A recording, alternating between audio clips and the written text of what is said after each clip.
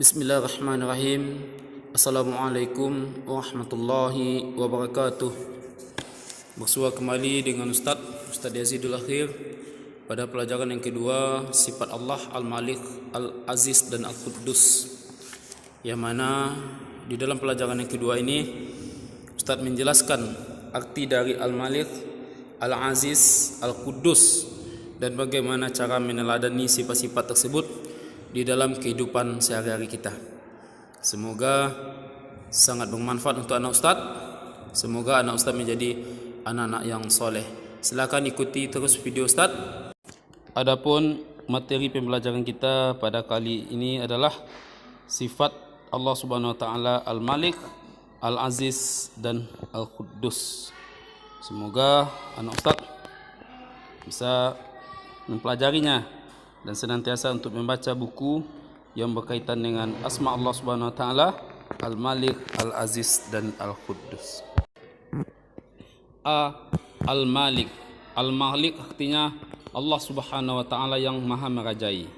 Secara bahasa, kata Al-Malik diartikan dengan raja atau penguasa seluruh makhluk. Secara istilah mengandung arti penguasaan terhadap sesuatu yang disebabkan oleh kekuatan dan pengendalian dan kesahiannya. Allah Subhanahu wa taala memiliki kekuasaan yang meliputi alam semesta dan mencakup seluruh pengetahuan yang ada. Kekuasaan Allah Subhanahu wa taala sebagai maha merajai adalah kekal, tidak dibatasi oleh wilayah dan waktu. Tidak ada yang dapat menggantikan kekuasaan Allah Subhanahu wa taala sebagai Al-Malik, karena Allah juga yang maha merajai, ia juga menguasai dunia dan akhirat ini. Sebagaimana Allah Subhanahu wa taala berfirman di dalam surah Az-Zukhruf, surah yang ke-43 ayat yang ke-45. Silakan anak ustaz baca buku di halaman 20, yang mana artinya Allah Subhanahu wa taala yang maha suci, yang memiliki kerajaan langit dan kerajaan bumi dan apa yang ada di antara keduanya. Jadi Allah Subhanahu wa taala yakninya yang menguasai seluruh alam, baik itu langit ataupun bumi ini.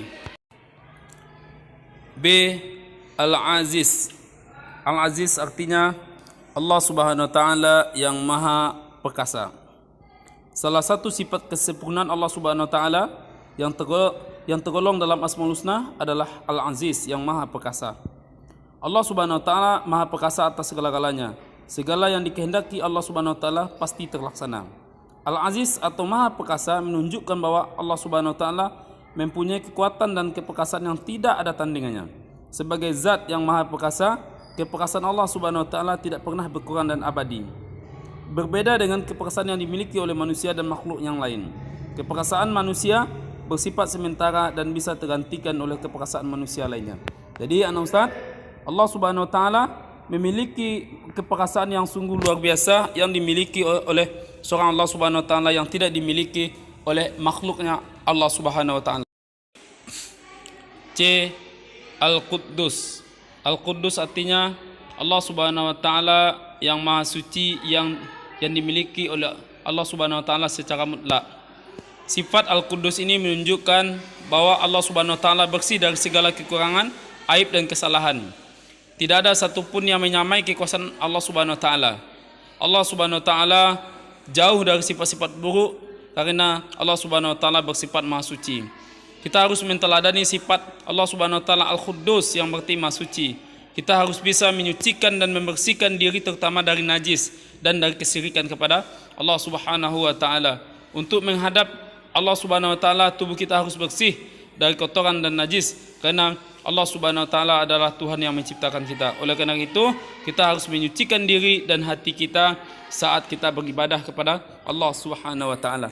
Anak ustaz yang ustaz cintai karena Allah Subhanahu wa taala, maka dalam hal ini Al-Quddus ini Allah Subhanahu wa taala memiliki sifat yang suci, yang mana Allah Subhanahu wa taala menceritakan di dalam surat Al-Hasr, surah yang ke-59 ayat yang ke-23 di halaman 22 dari buku Akidah Akhlak.